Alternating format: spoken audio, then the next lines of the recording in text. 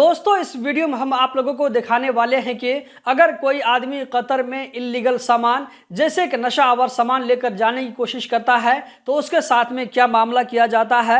यहां पर आप लोगों को रेफरेंस के तौर पर एक वीडियो चलती हुई नजर आ रही होगी। ये कतर में हमद इंटरनेशनल एयरपोर्ट की वीडियो है, जहां पर आप देख सकते हैं कि एक पैसेंजर के बैग के ऊपर में कस्टम ऑफिस को डाउट हो चुका है।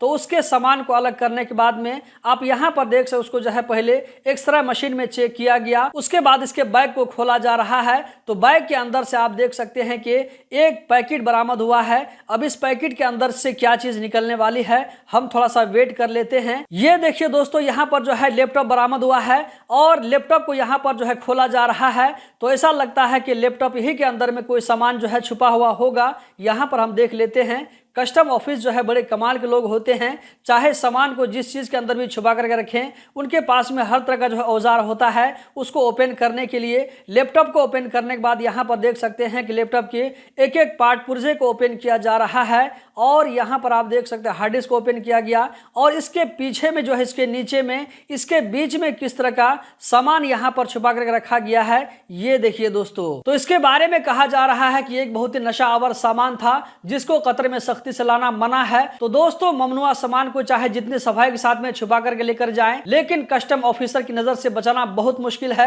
जैसा कि आप लोगों ने इस वीडियो को देखा, इस वीडियो को आगे जरूर शेयर करें ताकि कोई भी आदमी अगर इस तरह का काम करने के लिए हिम्मत करे तो उनको पहले से पता हो कि हमारी कोशिश कभी भी कामयाब नहीं होगी और पकड़े जाने पर लंबे समय तक के लिए जेल में जाना पड़ेगा। उसके बाद घर वालों का क्या होगा वो खुद अंदाजा लगा सकता है। उम्मीद करता हूं वीडियो बहुत पसंद आई होगी। लाइक करके आगे जरूर शेयर करें।